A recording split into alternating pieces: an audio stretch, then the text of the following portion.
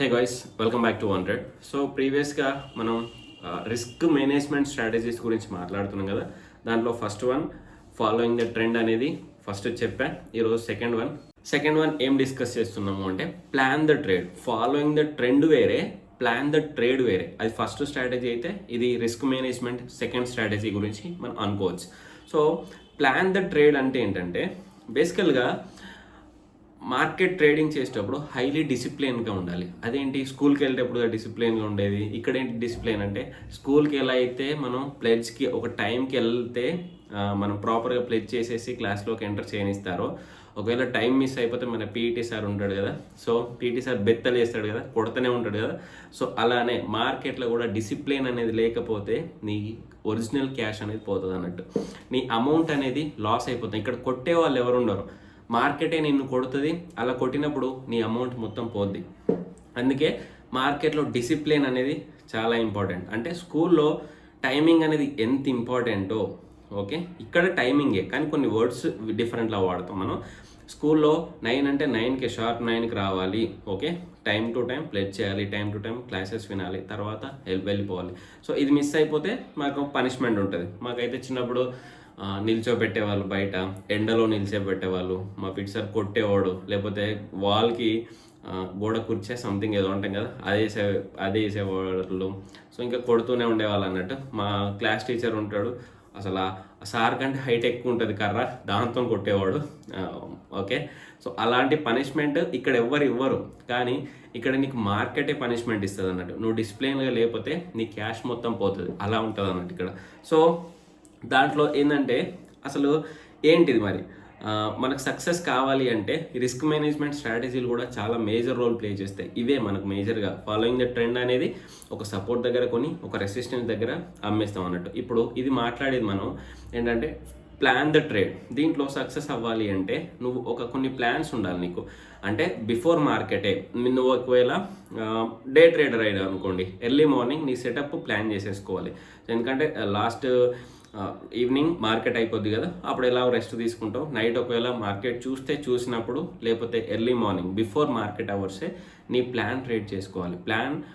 నీ trade plan చేసుకోవాలి. ఎలా ప్లాన్ చేసుకోవాలి అంటే, వాట్ ఈస్ యువర్ ఎంట్రీ. అసలు ఎస్టర్డే మార్కెట్ ఎలా ఉంది, రేపు ఎలా ఉండబోతుంది, ఈరోజు ఎలా ఉంటుంది. సో దానికి సపోర్ట్ రెసిస్టెన్స్ మెన్షన్ చేసేసుకొని, ఓకే, నీ ఎంట్రీ ఎక్కడ, ఓకే, నీ స్టాప్ లాస్ ఎక్కడ, నీ ఎగ్జిట్ ఎక్కడ. ఇదేంటంటే ఇంట్రాడే వాళ్ళకి. మరి స్వింగ్ ట్రేడింగ్ వాళ్ళకి ఏంటంటే ప్రీవియస్గా ఉన్న స్టాక్, ఓకే, ప్రీవియస్గా ఉన్న స్టాక్ నీకు అనుకున్నట్టు వెళ్తుందా, ఎందుకంటే ఇక్కడ సెల్ ఆప్షన్ లేదు మనకి. నీకు అనుకున్నట్టు వెళ్తుందా లేదా, వెళ్ళకపోతే ఏంటి, ఒకవేళ నీ టార్గెట్కి రివర్స్లో వచ్చేసి నీ స్టాప్ లాస్ హిట్ అయిపోయి కూడా అది కిందికి వెళ్తుంది అనే థాట్లో ఉంటే నువ్వు దాన్ని ఎగ్జిట్ అయిపోవాలి. ఇక్కడ వీళ్ళు స్టాప్ లాస్ ఎలా అయితే ఎగ్జిట్ అయిపోయి వెళ్ళిపోతున్నారో, స్వింగ్ ట్రేడింగ్లో కూడా బిగినర్స్ ఎవరైతే ఉంటారో నీ ట్రేడ్కి ఆపోజిట్లో నువ్వు పైకి అనుకున్నావు, అది స్టిల్ నీకు ఎక్కడ సపోర్ట్ కనిపించట్లేదు, అక్కడ నుంచి మార్కెట్ రివర్స్ అవుతుంది అని కూడా నీకు అనిపించట్లేదు. అప్పుడు ఏం చేస్తామంటే ఆ స్టాప్ లాస్ హిట్ అయిన తర్వాత ఎగ్జిట్ అయిపోతాం. ఒకవేళ ఇలా అబ్జర్వ్ చేస్తున్నప్పుడు నీకు స్వింగ్ ట్రేడింగ్లో ఎంట్రీ తర్వాత అబ్జర్వ్ చేస్తున్నప్పుడు నీ టార్గెట్లు రీచ్ అవుతున్నాయి, దగ్గర పడుతున్నాయి అన్నప్పుడు కూడా నువ్వు అది అలర్ట్గా ఉండాలి. ఇదే మన ట్రేడ్ ప్లాన్. ట్రేడ్ ప్లాన్ అంటే ఏంటంటే when to enter, how long to hold and when to exit. Okay, ఇది మనకి కావాల్సింది అన్నట్టు. అర్థమైంది కదా. When to enter, how long to hold, when to exit, ఈ మూడు చాలా ఇంపార్టెంట్. నెక్స్ట్ ఇంకా దీంట్లో మేజర్గా చూడాల్సింది ఏంటంటే, మనం రెగ్యులర్గా స్వింగ్ ట్రేడింగ్ అని చెప్పేసి వదిలేసి సైలెంట్గా ఉంటాం, కానీ వదిలేసి సైలెంట్గా ఉండడం కాదు.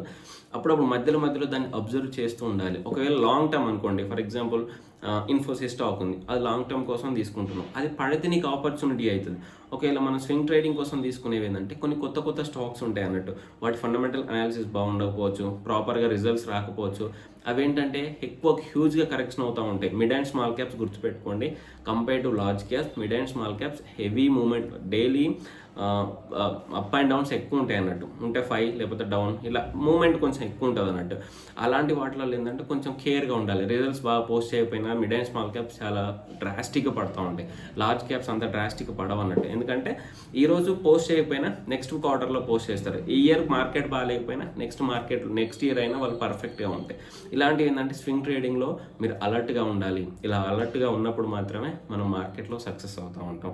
అది గుర్తుపెట్టేసుకోండి. లాంగ్ టర్మ్ పోర్ట్ఫోలియో వేరే, స్వింగ్ ట్రేడింగ్ కోసం మేనేజ్ చేసే పోర్ట్ఫోలియో వేరే, ఇంట్రాడే కోసం చేసే పోర్ట్ఫోలియో వేరే, పెన్నీ స్టాక్స్ పోర్ట్ఫోలియో వేరే. ఇవన్నీ మిక్స్ చేయకండి మీరు ఎప్పుడు.